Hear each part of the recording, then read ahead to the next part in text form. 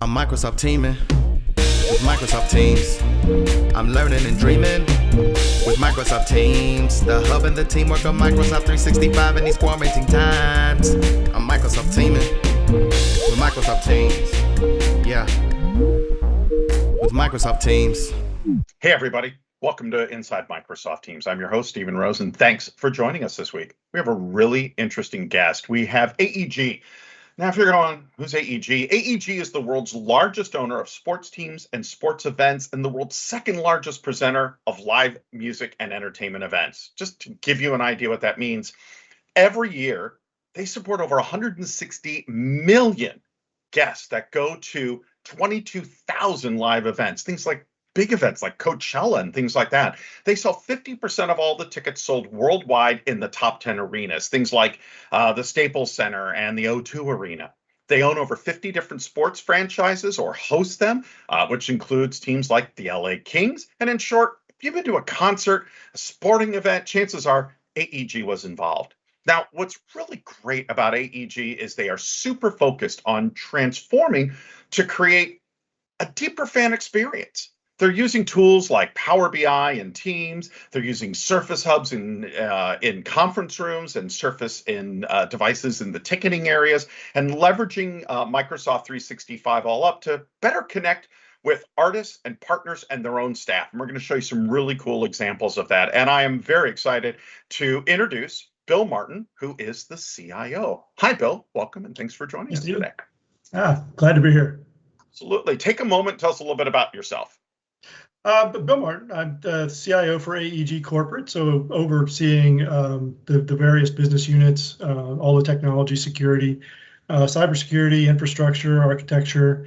Been here 5 years, and we're going through some interesting times through the pandemic with live events, and so it's been a challenge, but Microsoft Teams has really helped us bring it home. So we're going to take a little trip back. We're going to go back to 2016 when Adele's Hello was the top hit. And you and your team saw cloud vision. You, at that point, started to move from on-prem and then to the cloud to move forward. And like many of our customers and things that I talked about for a long time back on the OneDrive team, which is get those share drives into SharePoint, get rid of that X drive, move those files from the desktop and from local drives into OneDrive. So that was really your start. What sort of prompted it at that time? Because people were still, I don't know about the cloud. We have a lot of money that we've put into infrastructure. What sort of prompted that at that time? Well, in 2016, when I arrived at AEG, we had a lot of software as a service in place already.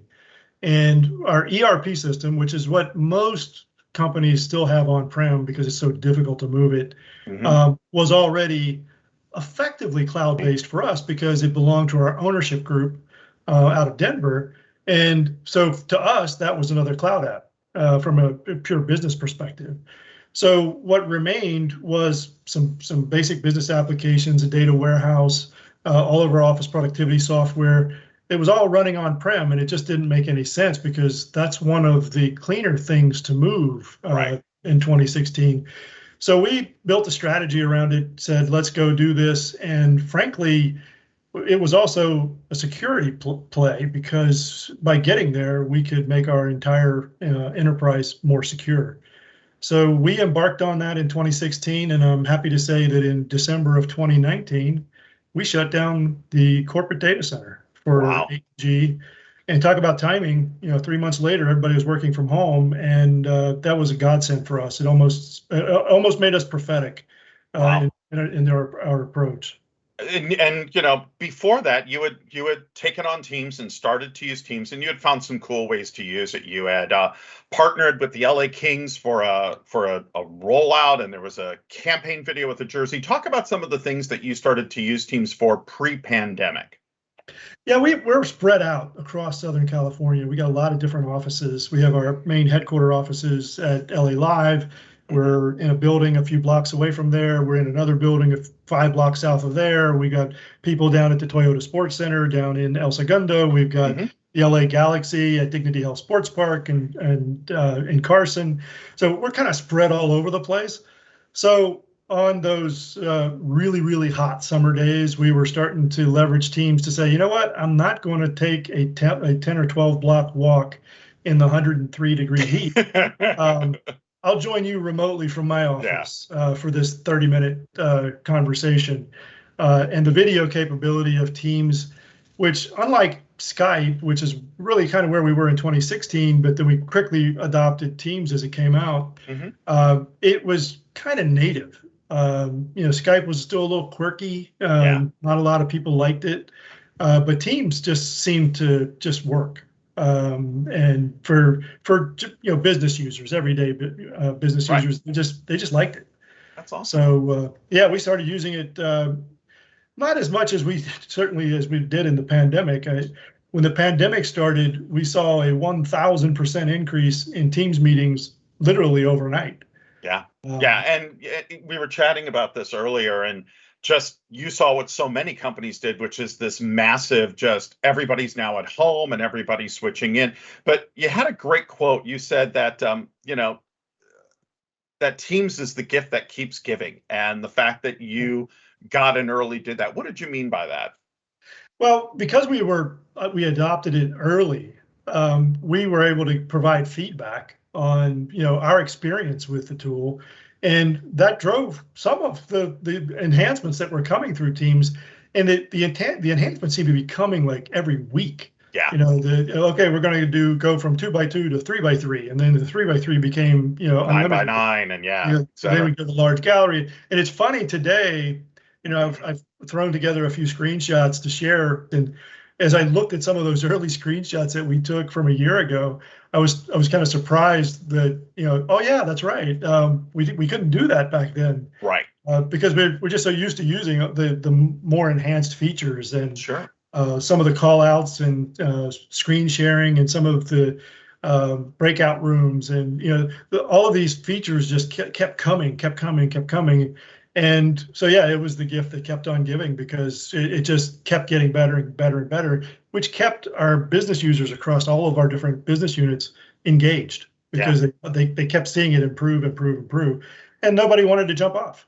Which is great. One of the things that you did early, which is something that we've talked about on previous shows, it is so important that your second step after pilot is adoption and driving adoption, and that has to start from the top down. If your leadership isn't using the tool, isn't turning on their cameras, isn't leveraging more than just the chat function, no one else will either. And we've seen companies where they go, 80% of our users are using Teams. What are they using it for? Chat, and that's it. So the president of Staples Center, you had said, is just a great user of Teams, that he shows up on video, which forces everybody else to turn theirs on. So how did you make that happen? What was it natural? Did it just sort of happen, or was it a conversation and planned out from the top down on how that was going to work? Well, with Lee at Staples Center, it just happened. Lee likes to see people. He likes to be with people.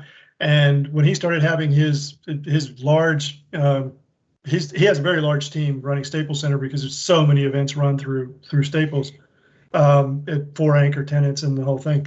But he immediately started having Teams meetings, and he was on video, and he would wear these crazy T-shirts from time to time, and he would have a T-shirt that said "You're on mute," and every time somebody started to talk that were on mute, he would just take his shirt and pick it up. Yeah, exactly. That's awesome. Love it. So, but if you weren't on video, he'd call you out.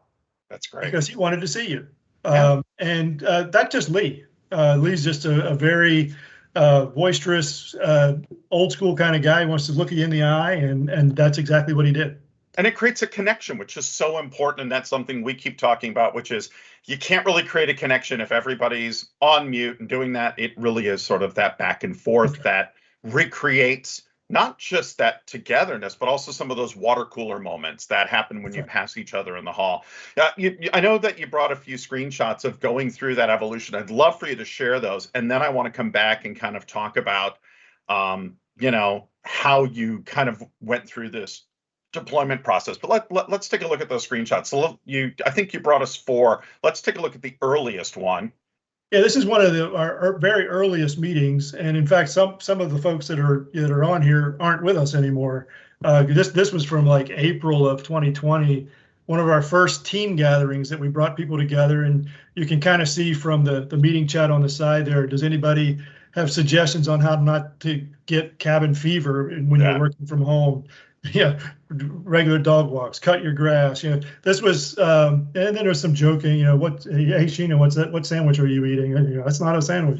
So it's just a lot of banter back and forth. Yeah. And we've continued to do this at least once a week. For a while, we were doing it twice a week, just bringing the whole team together, just as a gathering, answering questions, providing feedback on things, and creating a comfort level while doing that, which is key. Yeah.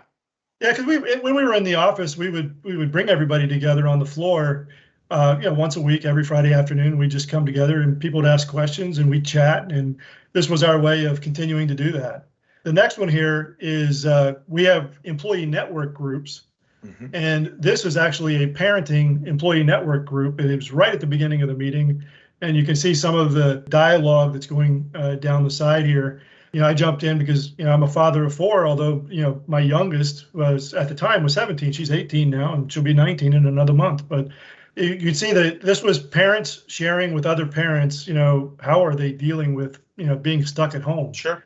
The next one here, this was, later. There's a big change.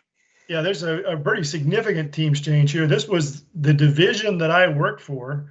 Mm-hmm. This is called Global Support Services, and this was our holiday gathering, and everybody came together and did different holiday backgrounds, and we did a series of holiday games virtually, and it was a lot of fun, and we were on this for about 90 minutes. Wow. Doing a variety of games, and everybody, as you can see, is smiling and just really having a good time. And the emojis are flying and different views. And I got to say that Richard is my new best friend because he, like myself, agrees that Die Hard is a Christmas movie. So yes. I appreciate him and must meet him at some point. Now, this is awesome. But we had talked about how during, like, for example, a Lakers game, this is being used to connect with all the different folks in the house. So kind of walk through what's going on here. Yeah, this is a cross section of there was a Lakers Toronto's event. This is really just from about 10 days ago. And this gives you an idea of how the Staples Center team has totally adopted Teams. There are about 60 or 70 people on this Teams channel. And this is, here's the Lakers versus Toronto event notes. You have a series of people here talking about, okay, here's if we got any spotlight recognitions, here's the link to go get the spotlight recognition. The teams are in the red zone, which is the area on the floor to protect the players. Red zone is active. That's the way of getting that word out immediately to everybody in the operations team. The red zone is active. Everybody's got to pay attention to that protocol now. And then you got the codes of, all the Lakers players are 97. I'm not going to pretend to know what 97 means, but I know that's a code to say they've arrived, they've departed, they're in the practice realm, they're on the court doing their private session, whatever it is. And what's really great here is, unlike sharing this via radio, if someone comes in late, they can scroll through this, they can search this, they can find what's already being done, they can immediately get caught up. Or if there was an issue, you can review, take a look at that timeline and see where those mistakes were being made. So that level of documentation helps to really understand what's happening. If there was a mistake, what didn't happen, or if everything went right, what did we do right, and how do we reproduce that and have documentation behind that, which is great, and maybe a way that a lot of people have not thought about using that. And you guys like to have fun, and you guys are using one of my favorite third-party plugins, Kahoot. So talk about what you're doing with that. And for those who don't know it, go check it out. Kahoot is a really cool app that plugs beautifully into Teams. But how are you using it? Every week, my group comes together, and I build a Kahoot, or I grab a Kahoot from Kahoot has a lot of ones available. But the favorite one that we do is Name That Tune. And we'll pull the songs right off of YouTube or Vimeo, and you play 20 seconds of the song, and then the fastest person to answer gets the most points. And we'll do 20, 25 questions. This particular Kahoot had 21 different pop songs. And you use a mobile device to click on the right answer. So we broadcast this screen to the left via Teams, via screen share, and play the music through Teams with the video. And then everybody responds using their mobile device by punching in a key code at the beginning of the game. Yeah. So it's pretty effective. Yeah, it gets people engaged and they're paying attention and having fun. And it's just one of those things that you can do during the pandemic to be able to connect with people and to have fun experiences, even though you're separate. Really cool stuff. I want to come back and I want to talk about how you were able to create some not only new opportunities, but some of the lessons learned from rolling out Teams. Before we do that, I want to take a quick look at some new Teams hardware, and then we'll come right back with Bill and continue. Today, we're taking a look at the Poly Studio 15, and you're like, I already have a webcam. Why do I need another webcam? Well, it's 4K, it's, 16:9 ratio and all that. And we'll get into all the specs later. But what really sets this apart is the fact that it is going to find me in the frame and it's automatically going to zoom in and center me. If there's two people, it's going to go back and forth between us. And I think as you are looking to connect with people, which is what we want to do, whether we're doing a meeting, whether we're doing a webcast, or we're doing a live event, that ability to have the camera automatically frame you, to zoom in and out, and to follow you really helps you to not just be yourself, but to connect with the audience. I love the fact that this device puts the focus on me. Like I said, the sound quality is great. It's a 16:9 4K. So let's jump in, take a deeper look at the specs for the Poly Studio 15. So one of the things I talked about was this integrated lens. And one of the things I like about it is you'll notice that light is on. As soon as I turn that, I can see now the lens is closed and the light is out. So I know that no apps are currently accessing my webcam or being able to use it until I turn it back on. So let's take a closer look at the hardware. So I can see here on the back, I have two USB-A ports. So these can be used either to directly plug in a headset, or I can use it like a USB hub. I can see my USB-C adapter, power, and where that Kensington lock goes. I also really like here that this is all rubberized, so it's going to grip well to any monitor, no matter how big, or even a TV if you wanted to. I can put it here, and if that's at the wrong angle, all I simply have to do is take that back piece and adjust it. Tail of the tape. Poly Studio 15 has a 4K image sensor, 16:9 at 21:60p, that great auto framing that I really like, and that integrated shutter where you can just twist it to go ahead and turn that camera off to make sure no one's spying on you. 3 microphones, full duplex audio, noise block, and acoustic fence. That Poly Lens management app for those of you who are going to be managing multiple devices, or the Poly Lens app for the individual choices that I showed you. Works on both Windows and Mac, and it supports the Kensington lock, so if you need to lock it down on multiple devices. To learn more, go out to poly.com and just click on the Poly Studio P15. So I'm back with Bill from AEG, and one of the other great things that came out of this unexpectedly was being able to get more opportunities, because you work with companies globally all over the world for naming rights and things like that. And you had to rethink how business was done instead of hopping on planes and meetings and lunches and all this. How did that change how you work? And were you able to stay as successful doing things that were one-to-one via Teams?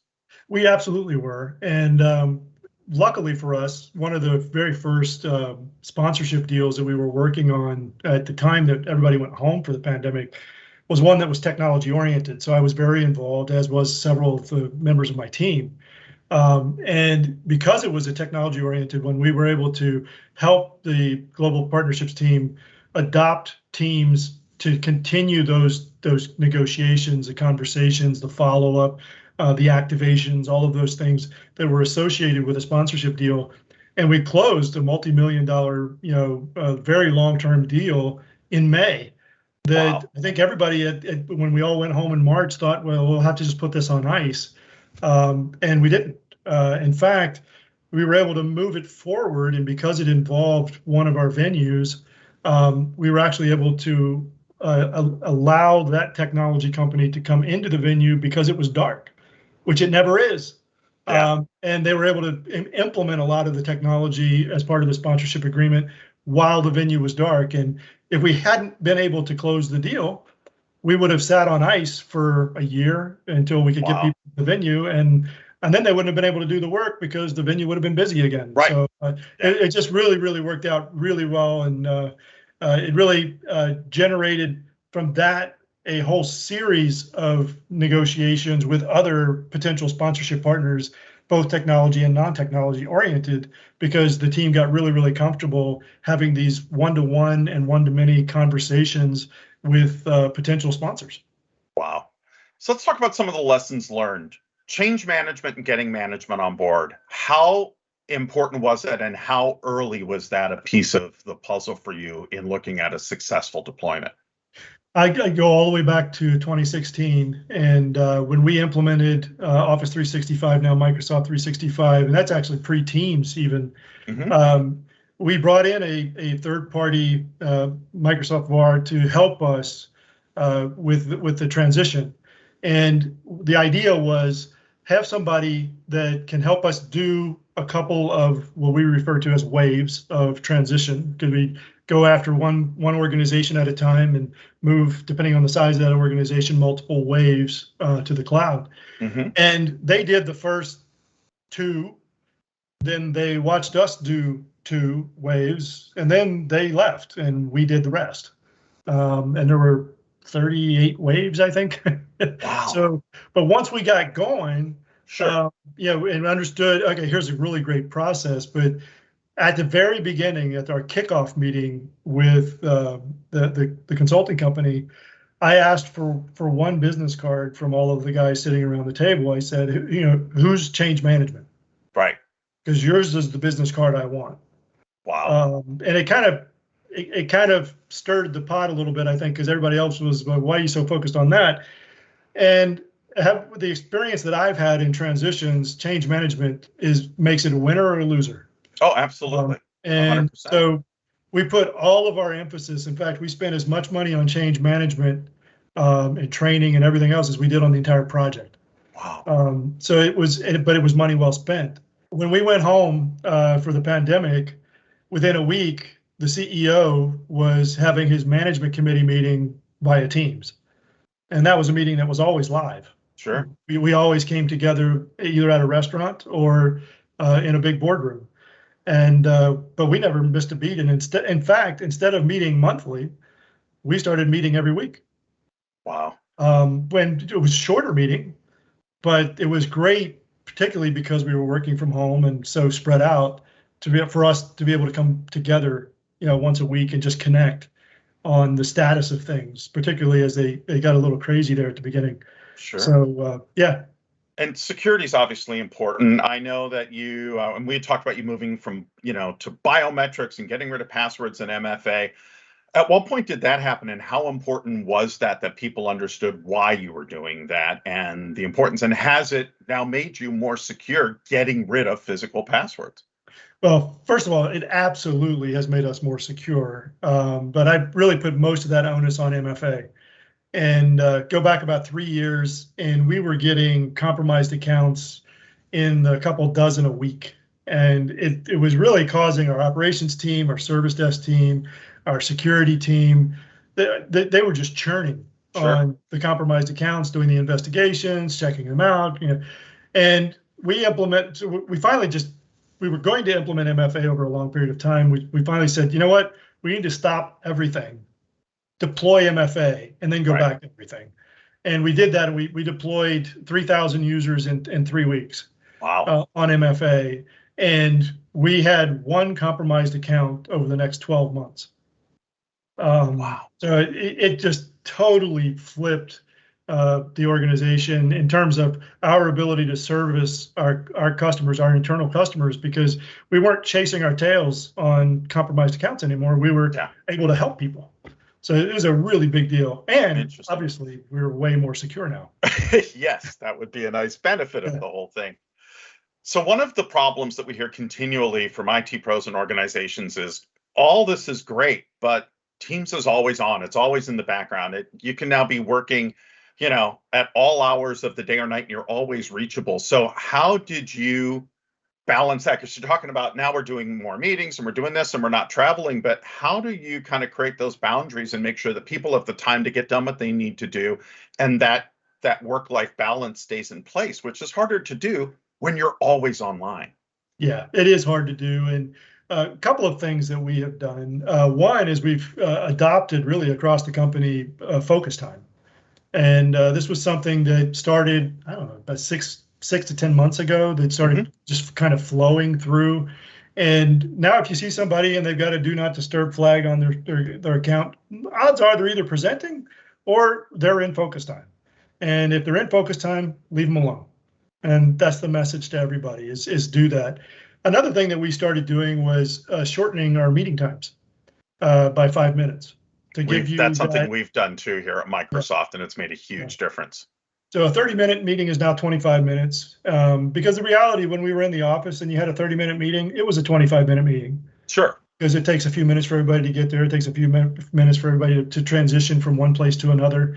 And this also provides that mental break, that break for your eyes to take them off the screen, go visit the necessary room and then kind of reset for that next conversation that you need to have. So those are just a couple of the things that we've done.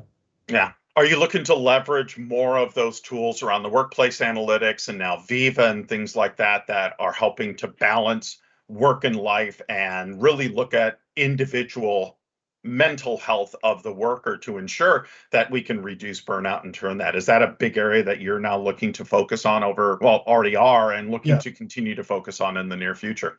Yeah, we will absolutely continue to focus on it because it's a big deal, even when we come back from work from home, because the way we used to work is not going to be the way we work going forward. Never ever We may again. open the offices, we may have people back in offices, but we're always going to have people joining remotely. And we've already enabled several of our conference rooms, including our executive conference room, where our office of the chairman meets as a Microsoft Teams room, so that they can continue to have meetings the way they're used to having meetings, to continue to share presentations or documents the way they become used to sharing those documents with the least amount of impact to them.